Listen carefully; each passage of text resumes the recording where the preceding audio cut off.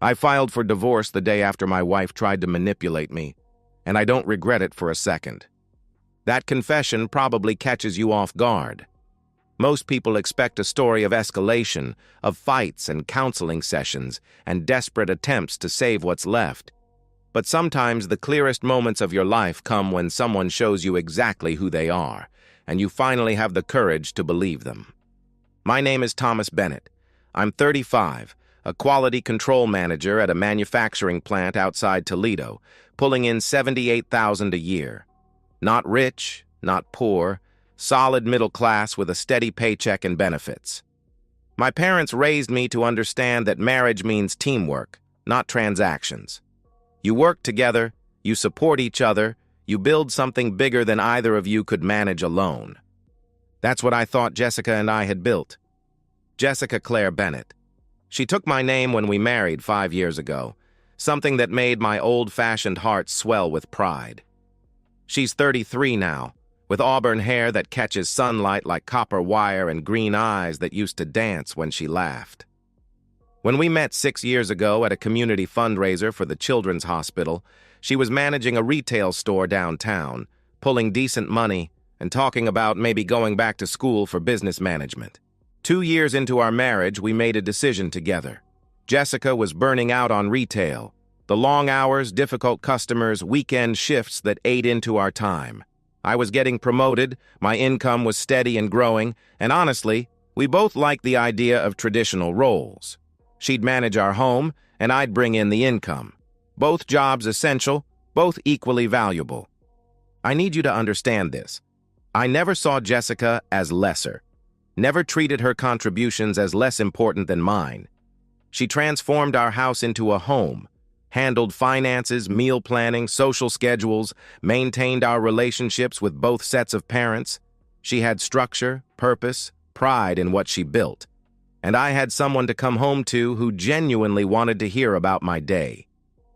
We met at that fundraiser on a rainy October evening. I was there because my company had bought a table. She was there because she'd organized her store's donation drive. We talked for 3 hours about everything and nothing. Her love of true crime podcasts, my weekend hiking habit, our shared obsession with cooking shows we never had time to actually follow. 6 months of dating, long walks and quiet dinners and conversations that stretched past midnight. I proposed at the same vineyard where we'd had our third date, and she cried in a way that told me I'd gotten everything right. Our wedding was perfect. Small ceremony at that vineyard, 2 weeks honeymooning in Greece, Jessica glowing in sundresses while I played photographer, both of us drunk on possibility and future plans.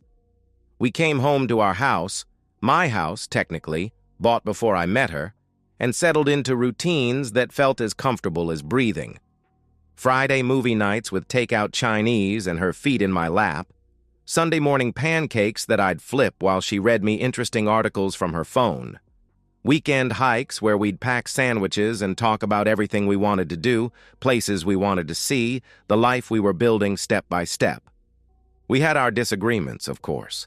Jessica could be stubborn about loading the dishwasher her way, and I had a tendency to leave coffee cups around the house.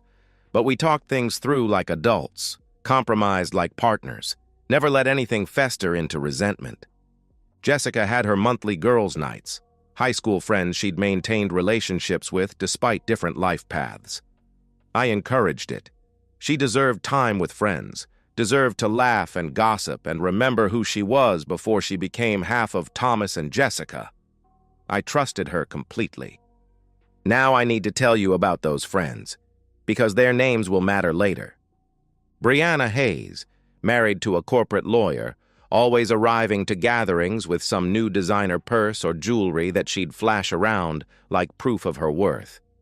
Vanessa Moore, married to a real estate developer, more interested in what her husband could provide than who he actually was. And Tiffany Moore, on her third engagement after 2 divorces, treating marriage like a business transaction with exit clauses. I'd jokingly warned Jessica about Brianna's influence before, how she seemed to measure love by the price tags attached to it. But I never seriously worried. Jessica had a good head on her shoulders, strong values, genuine contentment with our life. Last Friday evening, this was just 1 week ago, I kissed Jessica goodbye as she headed out for girls' night, told her to have fun and not let Brianna talk her into anything crazy. "I'll behave," she promised with a laugh. "I'll probably be home by 11. I watched her drive away in her Honda Civic, completely unaware that I was watching the last normal moment of our marriage disappear down our street. I had no idea that kiss goodbye would be the last normal moment of our marriage. By Monday evening, the woman I married would be gone, replaced by someone I didn't recognize. What I'm about to tell you, I pieced together later from Jessica's own admissions, details she revealed during our final confrontation when she was desperate to explain, to make me understand how everything went so wrong so fast. The girls met at Bella Vista, that upscale bistro downtown where entrees start at $30 and the wine list requires a second mortgage. Champagne flowing, designer bags displayed like trophies on the table, 4 women in their 30s pretending their problems could be solved with the right credit limit. Brianna arrived first, naturally, flashing her anniversary gift, a Chanel bag worth more than I make in a month. "I told Michael if he didn't step up this year, he'd be sleeping on the couch until Christmas," she announced, like extortion was relationship advice. "Men need to understand what they have to lose." Vanessa laughed, swirling her overpriced wine. "I use the bedroom like a reward system," she bragged. "Perform well, get access, slack off, get locked out. Works like a charm." Jessica told me later she felt uncomfortable, that their words didn't sit right. This wasn't the relationship wisdom she wanted to hear. But then Tiffany leaned forward with the poison that would destroy everything we'd built. "You have to train them, Jessica," Tiffany declared with authority. "Make them work for your attention, your affection, your time. Otherwise, they take you for granted." "That sounds manipulative," Jessica responded, and I can picture her frowning, her instincts fighting against their influence.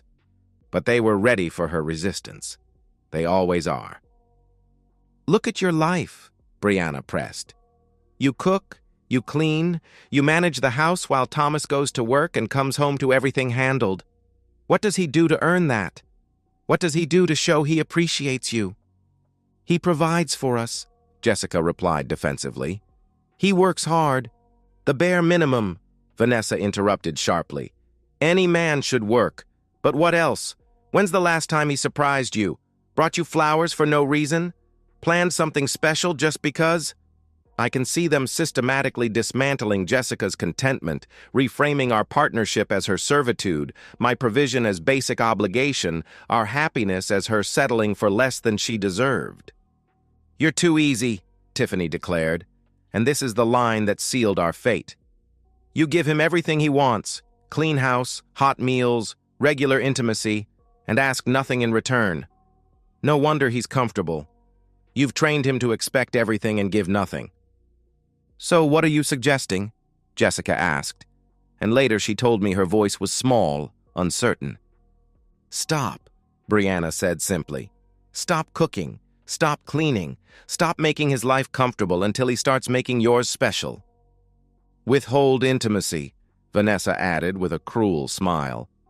"That'll get his attention faster than anything else." "Make him work for what he's been getting for free," Tiffany concluded. "If you don't take control now, you'll just be his maid forever." Jessica left that dinner conflicted, but the seeds were planted. Her friends had poisoned our well with whispers disguised as empowerment. Saturday morning, I woke to an empty bed. No Jessica curled against my shoulder, no smell of coffee drifting from the kitchen. I found her in the living room, still in her pajamas, scrolling through her phone with an expression I'd never seen before. Cold, distant, calculating. "Morning, beautiful," I said, leaning down to kiss her cheek. She turned away. The coffee pot was empty, no breakfast prepared. Jessica, who'd been making me weekend pancakes for 3 years, acted like I didn't exist. I made my own coffee, scrambled my own eggs, tried to give her space to work through whatever was bothering her. But it got worse. The house, usually spotless, began deteriorating. Dishes piled in the sink. Laundry overflowed the baskets. Jessica sat on the couch, phone in hand, watching everything fall apart like an observer rather than a participant. Sunday was worse. I worked a full day at the plant, weekend overtime to help us save for the vacation Jessica had been planning, and came home to chaos. The kitchen was a disaster. Takeout containers scattered across counters, our bedroom door closed and locked. I knocked softly. "Jess? Everything okay?"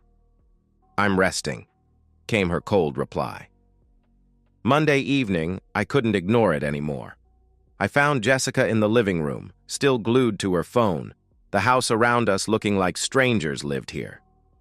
"We need to talk," I said, sitting across from her. She looked up with eyes that belonged to someone else, ice where warmth used to live. "Yes, we do," she replied flatly. "What's going on? What's wrong?" I asked. Jessica straightened, and I could see her friend's words in her posture, their poison in her voice. "I do too much around here," she declared. "I cook, I clean, I manage everything while you coast through life thinking that's just how it works." "Coast through life? I work 50 hours a week to support us," I protested. "The bare minimum," she interrupted, and I heard Vanessa's words in her mouth. "I don't feel appreciated. I don't feel valued. I'm not your maid, Thomas." "I never treated you like a maid. We're partners," I started. "No," she said, standing now, rehearsed words flowing like she'd practiced them. "I won't cook for you anymore. I won't clean up after you. I won't be intimate with you until you start showing me that you value what I bring to this marriage." I stared at her, processing what I was hearing. "How? How do I show you?" I asked. The question that ended everything. Jessica's smile was sharp, cruel, completely foreign on her face. "Figure it out," she replied coldly. I stood there for a long moment, looking at this stranger wearing my wife's face. Then I did something that surprised us both. I simply said, "Okay," and walked away. Jessica waited for me to come back, to argue, to beg, to chase her like her friends promised I would. But I never did. That night, sitting alone in my living room, I made a decision that would change both our lives forever. Jessica thought she was taking control of our marriage. She had no idea she'd just ended it. While she waited for me to chase her, I was making a phone call that would destroy everything she thought she knew. That Monday night, I sat alone in my living room while Jessica locked herself in our bedroom, probably texting her friends about her successful power move. The silence felt heavy, oppressive, like the air before a thunderstorm. Everything familiar about my home suddenly felt foreign. I thought about the woman I'd kissed goodbye on Friday night, the woman who laughed at my terrible jokes, who squeezed my hand during scary movies, who used to trace patterns on my chest while we talked about our future. That woman was gone, replaced by someone following a script written by toxic influences masquerading as friends. As a quality control manager, I'm trained to identify defects, determine if they're fixable, and decide on appropriate action. System failures don't get emotional responses. They get methodical analysis. The defect was clear. Jessica had chosen manipulation over communication, ultimatums over conversation, games over genuine partnership. She hadn't come to me with concerns or problems to solve together. She'd ambushed me with demands and conditions, treating our marriage like a negotiation where intimacy and household partnership were bargaining chips. The question was whether this defect could be repaired. I analyzed what had really happened. Jessica's friends had convinced her that our contentment was actually oppression, that my provision was somehow exploitation, that her freely chosen role was actually servitude. They'd taught her to weaponize affection, to withhold partnership, to hold our relationship hostage until I performed to their standards. But here's what cut deepest. Jessica had listened to them. After 5 years of genuine partnership, she'd chosen to believe that I was taking advantage of her rather than simply talking to me about feeling unappreciated. She'd decided to manipulate me instead of trusting me, That wasn't a communication problem. That was a character problem. And character problems aren't fixable through grand gestures or improved performance on my part. If I rewarded this behavior, if I played along with the manipulation, bought flowers and jewelry, begged for her affection, what lesson would that teach? That threatening our marriage gets results. That withholding love and partnership is effective leverage. That our relationship can be held hostage whenever her friends whisper poison in her ears. I wouldn't train myself to perform for affection like a circus animal. I wouldn't teach Jessica that manipulation works. I wouldn't set a precedent that our marriage could be threatened every time she felt momentarily dissatisfied. Sitting in that dark living room, I made my decision. I wouldn't chase her, wouldn't beg, wouldn't try to win her back through the very behavior that would validate her friend's toxic advice. I was done. Tuesday morning, I went to work as usual. Jessica was still locked in our bedroom when I left, and I didn't knock. During my lunch break, I made the call that would end everything. "Daniel Warren's office," the receptionist answered. "This is Thomas Bennett," I said. "I need to speak with Daniel about a personal legal matter." Daniel and I had known each other for years through poker nights with mutual friends. Good lawyer, straight shooter, someone I trusted to handle things professionally. "Thomas, good to hear from you," he replied warmly. "What's going on?" "I need divorce papers drawn up," I said simply. Long pause. "That's sudden. Everything okay?" he asked carefully. I explained the ultimatum, the manipulation, the toxic friends. Daniel listened without judgment, asked a few professional questions about assets and timeline. When I finished, his response was immediate. "You're not leaving her," he observed. "She already left you." "Exactly." "How soon do you need them?" he asked. "Tomorrow evening, if possible," I replied. "Consider it done," he confirmed. The conversation was brief, businesslike, final. No drama, no emotion, just two adults handling a transaction that would legally dissolve what had already been destroyed emotionally. I spent the rest of Tuesday and Wednesday maintaining perfect composure. I went to work, came home, handled my own needs. The house remained a disaster, Jessica's test, her proof that I needed her domestic labor to function. She stayed cold, distant, checking her phone constantly.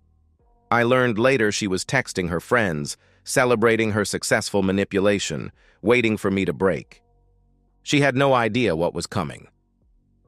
Wednesday evening, I left work at exactly 5 o'clock. Stopped by Daniel's office to pick up the envelope. Sat in my car afterward, holding papers that weighed nothing and everything simultaneously. This was the point of no return. Once I walked through our front door with these documents, there would be no taking it back, no cooling off period, no chance for reconciliation. I thought about the woman I'd married 6 years ago, the woman who'd cried happy tears when I proposed, who'd danced with me at our wedding like we were the only people in the world. I grieved for her, for us, for the future we'd planned that would never exist. But I couldn't mourn someone who'd chosen to become a stranger. I started the engine and drove home. Walking up to our front door, I felt oddly calm. The envelope in my hand contained the legal framework for ending 5 years of marriage. But the real ending had happened Monday night, when Jessica chose manipulation over communication.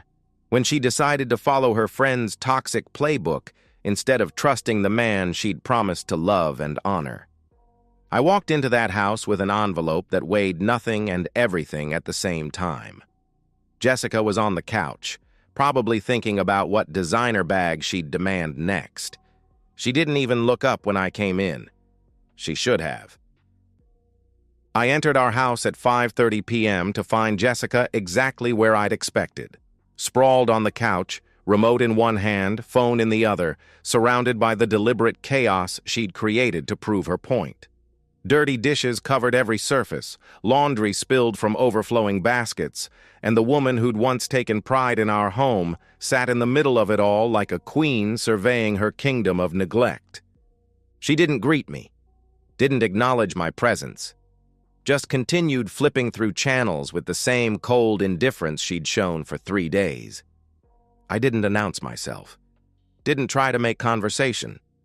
Simply walked to the coffee table and slapped the manila envelope down directly in her line of sight. The sound made her glance over lazily, like I'd set down a bill or some mundane paperwork. "What's this?" she asked. Her tone was dismissive, bored, like she couldn't be bothered with whatever trivial matter I was presenting. "Open it," I replied simply.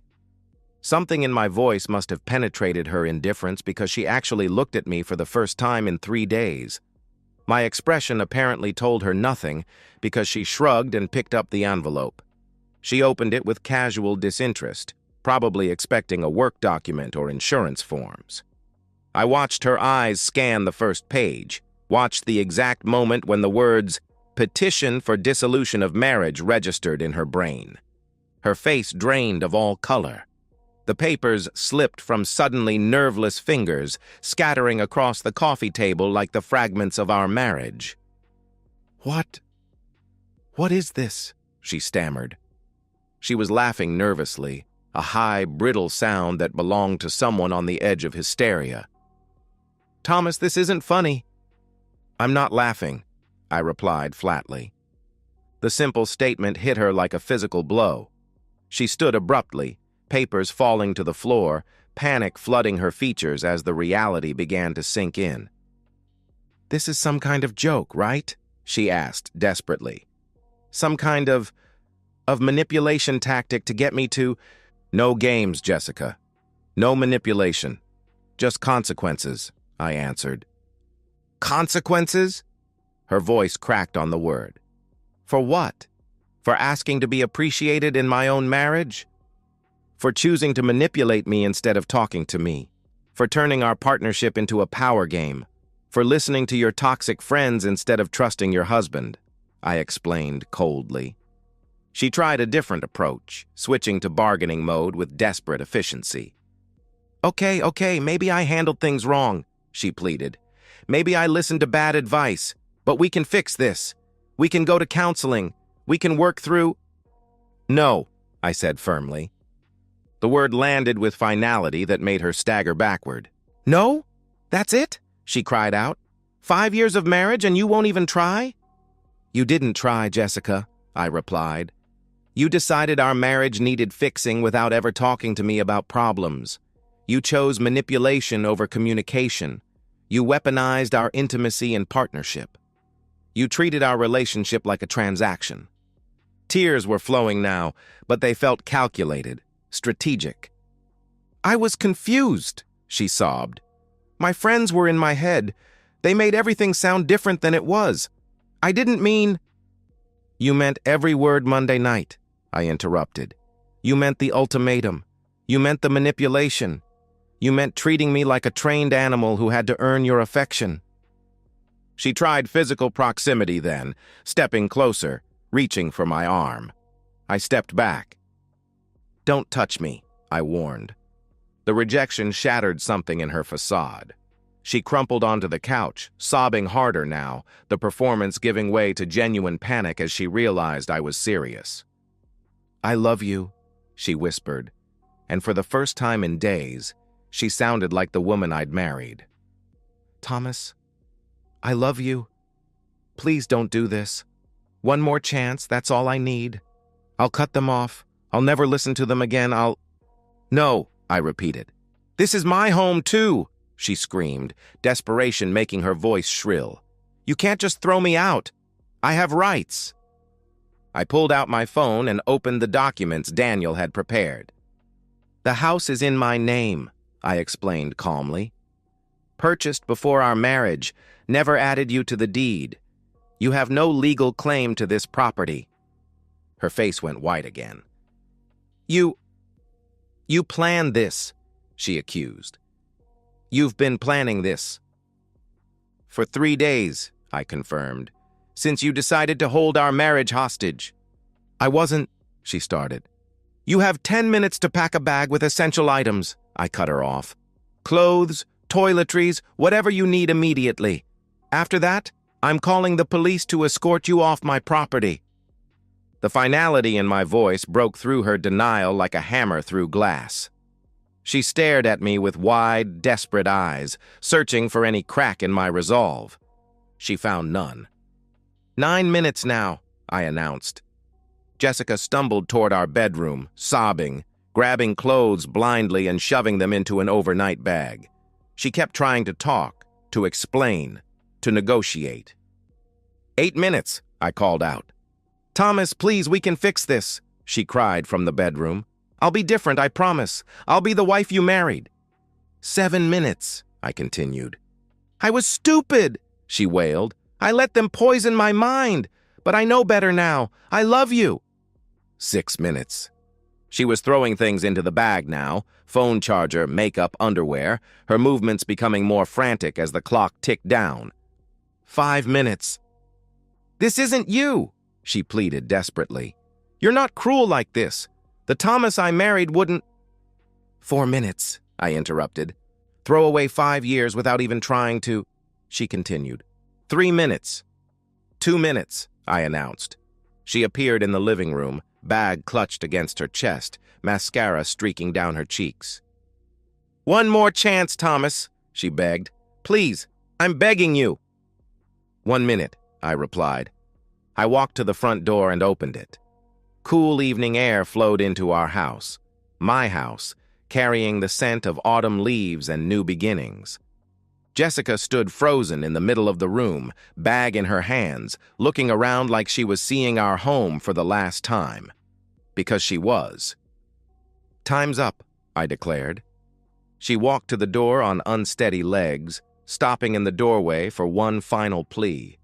Her voice was broken, barely above a whisper. "Thomas, please. I love you," she whispered. I met her eyes for the first time since handing her the papers. "If you loved me, you never would have played games with our marriage," I replied. "Goodbye, Jessica." She left. I closed the door, locked it, stood there in the sudden silence, listening to her car start and drive away, taking 5 years of my life with her. Then I walked to the kitchen and started cleaning. That night, Jessica called me 17 times. I didn't answer. She texted 43 messages, apologies, explanations, promises. I blocked her number, because I meant what I said. We were done. And in the months that followed, she'd learn exactly what that meant. 3 months later, the divorce was finalized. Clean, legal, done. I kept the house, my property from before the marriage. We split our joint savings 50-50, which amounted to about $12,000 each. Jessica got her car, her personal belongings, and the clothes she'd packed that final night. No alimony, no ongoing financial obligations, no messy custody battles over assets or children. Just 2 adults legally dissolving what had already been destroyed. Jessica went to her parents that first night, showing up on their doorstep with her overnight bag and a story about how I'd gone crazy, thrown her out without warning, refused to even discuss our problems. But Robert and Linda Moore knew me, had known me for 6 years, watched me treat their daughter with nothing but love and respect. Her father called me the next morning. "Thomas, Jessica told us what happened," he said heavily. "I want you to know, you did the right thing. I'm ashamed of my daughter, and I'm sorry you had to endure that manipulation." Her parents let her stay one night. Then Linda sat her down and told her to figure out her life because she'd destroyed the best thing that ever happened to her. Jessica found a small apartment across town and returned to retail work, starting over at 33 exactly where she'd been at 25. She cut off Brianna, Vanessa, and Tiffany completely, blocked their numbers, deleted them from social media, blamed them for poisoning her marriage and ruining her life. They didn't care. They'd moved on to the next drama, the next woman to fill with toxic advice and destructive strategies. Meanwhile, I stayed in my house, kept my job, maintained my routines. I didn't date, wasn't ready, didn't need to. I wasn't lonely. I was at peace. For the first time in months, I could come home without wondering what manipulation awaited me, what game I'd be forced to play, what ultimatum would greet me at the door. I'm 35, divorced, and honestly, I'm at peace. Do I miss Jessica? I miss the version I thought I married, but that version was apparently an illusion, or at least easily corrupted by the right whispers from the wrong people. My final message is simple. Don't let toxic people poison your relationship. Don't let friends convince you to manipulate your partner. And if your partner tries to control you through games, ultimatums, or emotional blackmail, walk away. Marriage is supposed to be partnership, respect, communication, teamwork. The moment Jessica decided to play games, to manipulate me, to withhold affection like I was some trained animal performing for treats, that was the moment it ended. Life's too short to play games. I'm living proof of that. Sometimes the bravest thing you can do is walk away from someone you love, because loving yourself has to come first, always.